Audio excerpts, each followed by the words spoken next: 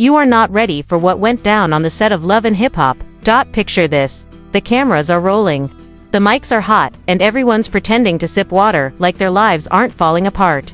And then boom, Ciara walks in like she's auditioning for the next Avengers movie. Except her superpower is nuclear-level receipts. And not the he liked her Instagram post from 2018 receipts. No, we're talking voice recordings, timelines, alleged secret phone calls. The kind of stuff TMZ dreams about but is too scared to touch. The target, none other than Yandy Smith, the queen of calm composure, and her long-defended husband, Mendeecees, who, according to Ciara, has been lying so hard he could teach a masterclass in gaslighting 101. But here's the kicker, Ciara didn't just say it. She played it. On speaker. In front of the entire cast.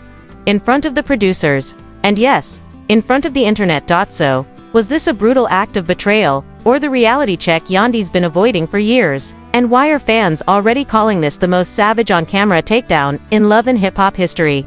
Strap in, because this tea is boiling hot and I've got all the steam. Alright, let's roll the tape because the Ciara Yandy Mendeecees saga is not your average reality TV spat. This is the Super Bowl of betrayal, the Grammys of gaslighting, the Met Gala of mess. And if you think I am exaggerating, then you clearly have not seen what went down. First, let's talk about Yandy Smith, reality TV royalty, the queen of grace under pressure. The woman whose public image is so squeaky clean it could double as a Clorox commercial. The businesswoman, the activist, the I'm not here for, the drama type, except somehow, drama always finds her like a heat-seeking missile. Then there is Ciara Gates, glam queen, boss business owner. The human equivalent of a high-end perfume. Beautiful, expensive, and guaranteed to leave a lingering impact wherever she goes. If you are new here, understand this. Ciara does not enter rooms, she arrives. And when she arrives, the air changes like someone just opened the vault to a scandal nobody was supposed to see. And finally we have Mendeecees Harris, Yandy's longtime love, her husband, her rock. And according to Ciara, the man who has been lying so hard he could qualify for a Guinness World Record in deception. Now here is where it gets deliciously messy. Ciara was not even invited to this little on-camera gathering. No, she invited herself. Which is already an iconic move because it tells you right away she came with a mission, and that mission was maximum chaos. She shows up unannounced, unbothered, unfiltered, wearing an outfit that screamed, yes, I came to cause trouble and I will be photogenic while doing it. The moment she walked in, the air got heavier, conversations stopped mid-sentence. The smiles evaporated, and you could practically hear the producers in the control room gasping into their headsets. Yandy's smile was gone in a second. Mendeecees suddenly found his phone, the most fascinating object in the room. And the rest of the cast stopped pretending to sip their drinks and started gulping down the tension like it was the last glass of water in a desert. Ciara did not waste a single second with small talk. No, how are you? No, I'm just passing by.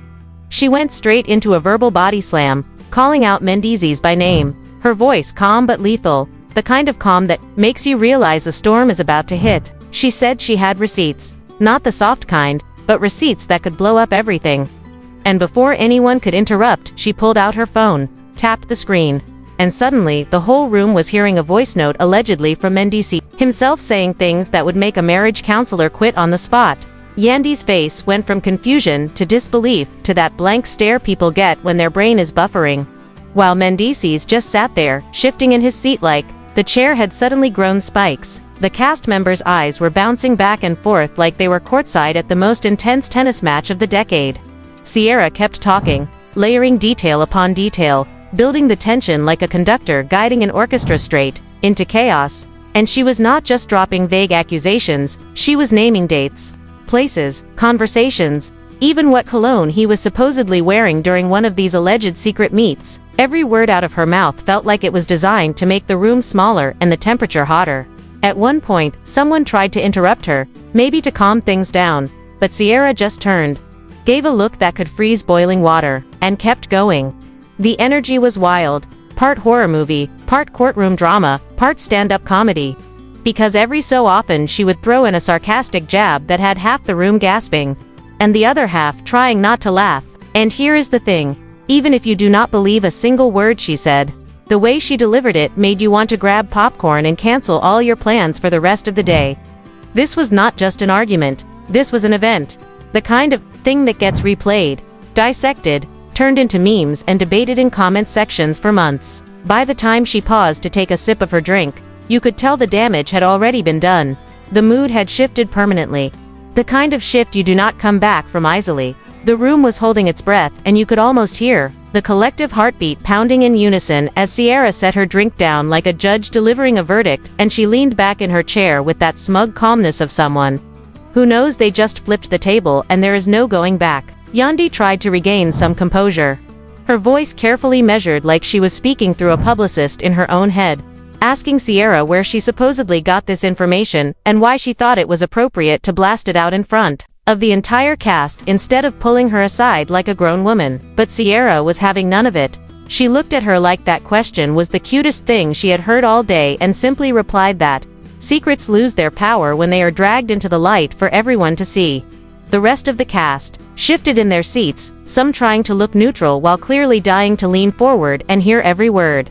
That is when Sierra dropped what she called the real bomb, claiming that Mendeecees had been meeting up with someone from the industry, someone who was not just a random fling but a potential business connection with deep ties to the entertainment world, and that these meetings were not about business at all. She painted the picture so vividly that you could almost smell the expensive champagne and hear the whispered conversations in dimly lit lounges. She spoke of dates that lined up suspiciously with times Mendeecees claimed to be out of town for work. She referenced social media posts that in hindsight seemed like subtle breadcrumbs. And she even implied that one of these encounters happened while Yandy was busy hosting a charity gala across the city. You could see Yandy's jaw tighten, her nails tapping the table in a steady rhythm like she was counting down to an explosion. Mendeecees tried to interject, claiming Sierra was just chasing clout and making up stories for attention, but his voice lacked the conviction you would expect from someone who was entirely innocent. Sierra just raised an eyebrow and said, "Funny how people always call it clout chasing when the truth starts to hurt." The tension was now so thick it felt like it had its own gravity, pulling everyone deeper into the drama whether they wanted to be there or not. One of the other cast members, clearly enjoying the chaos more than they should, asked Sierra to elaborate on exactly who this mystery person was. That is when she pulled out another curveball, saying she could not name names yet because the person in question had signed some kind of non-disclosure agreement. But she had enough proof to connect the dots, and once the public saw what she had, the internet would do the rest. The idea of an NDA instantly sent the room into whispers, because nothing says scandal like legal paperwork designed to keep people quiet. Sierra leaned forward, lowering her voice just enough to make everyone else lean in, and hinted that this mystery person was closer to Yandy than she could ever imagine. That line landed like a grenade, and you could feel every set of eyes darting around the room, silently wondering who among them might secretly be involved. Yandy finally snapped, her voice raising as she demanded Sierra either show all her proof right now or admit she was lying. But Sierra, ever the master of suspense, refused to give it all away, telling Yandy that the truth has better timing than any TV producer could ever plan, and that sometimes you have to let the tension marinate for the maximum impact. The producers were probably in the corner silently praising her because this was reality TV gold unfolding in real time. Mendeecees by now looked like he wanted to vanish into thin air, his eyes darting between the floor and the door as if he was calculating the fastest escape route. Sierra did not let up, bringing up past incidents that were small enough to have been forgotten but now sounded like red flags. Like the time Mendeecees allegedly left an event early claiming he was sick but was later spotted at a rooftop party across town. She talked about strange phone calls at odd hours, about receipts from high-end restaurants that did not match the schedule he had told Yandy, and even about a certain luxury watch that mysteriously appeared on his wrist but was never accounted for in their shared purchases. The more she spoke, the more the cast started exchanging looks, each silently deciding whether they believed her or thought she was spinning the greatest work of fiction since Shakespeare. But here's the thing, even those who doubted her could not look away, because Sierra had a way of delivering each line like she was dropping a final puzzle piece into place. Yandy at this point was alternating between anger and forced composure, clearly aware that every facial expression was being filmed from multiple angles and would be analyzed by millions of viewers frame by frame. Then Sierra said something that made the whole room freeze, claiming she had seen messages that proved Mendeecees had been making promises to this mystery person. Promises about money, about future opportunities, about stepping away from certain commitments. She would not say exactly what those commitments were, but the implication hung heavy in the air, and you could practically hear the sound of reputations crumbling. Mendeecees tried to laugh it off, calling her dramatic, but it was the kind of laugh that comes out hollow and a little too fast, the kind that makes people think you are covering something up. Sierra just looked at him, unblinking, and said the line that will probably end up on t-shirts, memes, and gifs for years to come. When you live a double life, it is only a matter of time before both versions of you show up at the same party. That line hit so hard that even a couple of the cast members gasped, one of them covering their mouth like they had just witnessed an actual crime.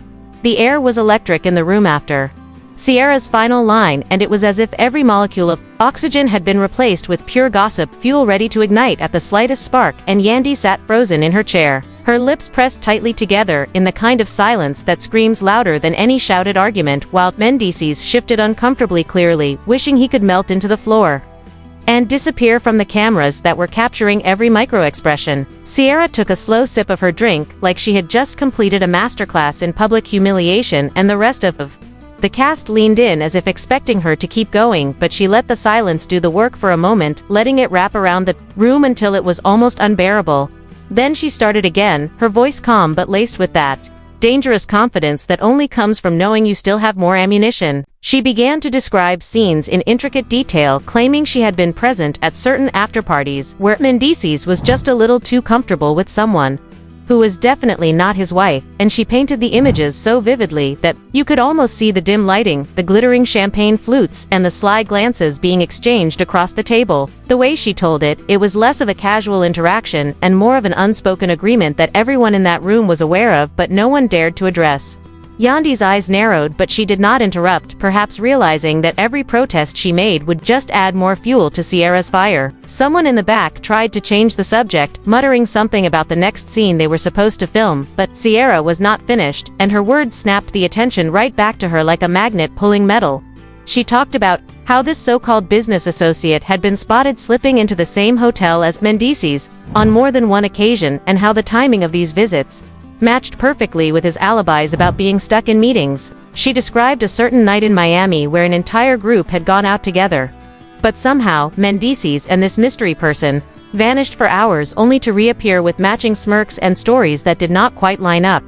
As the details spilled out, you could feel the shock ripple through the cast, and even a couple of them, who had been quietly defending Mendeecees earlier, now seemed to be reconsidering their stance. Yandy finally broke her silence, her voice shaking not with fear but with fury as she told Sierra that dragging a marriage into the mud for the sake of screen time was pathetic, but Sierra countered instantly, saying that what was pathetic was pretending to be something you are not while hiding behind carefully crafted Instagram posts. Mendeecees stepped in again, his tone sharper, this time insisting that none of what Sierra was saying could be proven, and that she was banking on speculation and theatrics, but Sierra smiled and said sometimes the truth does not need a receipt, because the pattern speaks for itself.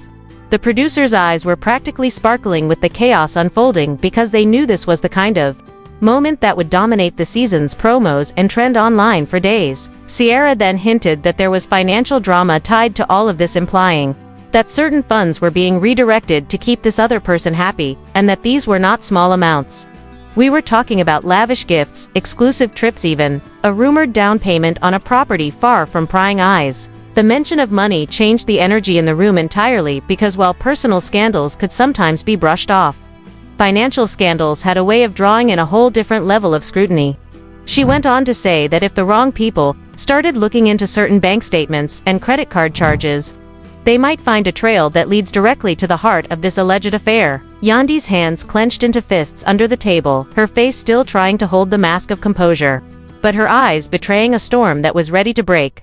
Mendeecees leaned back in his seat, his jaw tight, his gaze fixed on the floor as if trying to shut out every word. The other cast members were caught somewhere between disbelief and pure entertainment, some biting their lips to hide smirks, others shaking their heads in mock sympathy.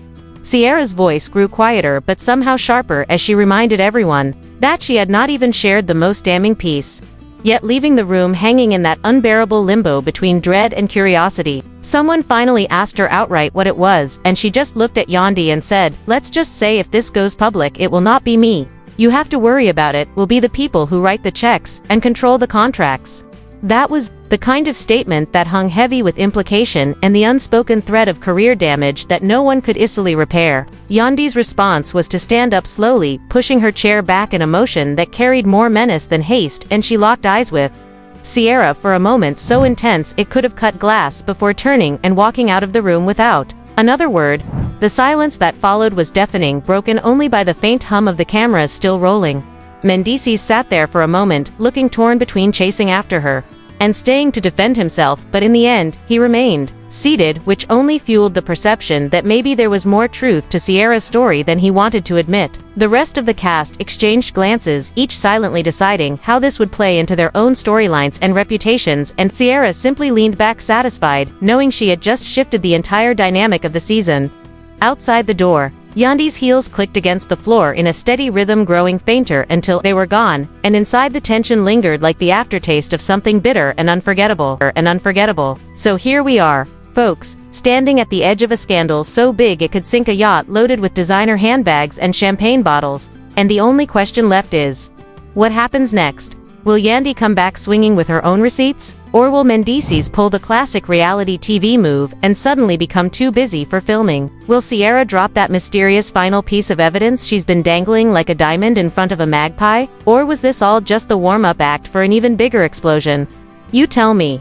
Because in the world of fame, money, and perfectly filtered Instagram lives, nothing is ever as it seems, and the juiciest truths are usually hiding behind the fakest smiles. So here's your mission. Drop your wildest theories in the comments. Was Sierra just stirring the pot? Or did she actually expose the recipe? Smash that like button if you think the tea was scalding today, and subscribe, because trust me, the next chapter in this mess is going to make today's drama look like a casual Tuesday brunch. And remember, I'm just here to bring you the truth they don't want you to hear.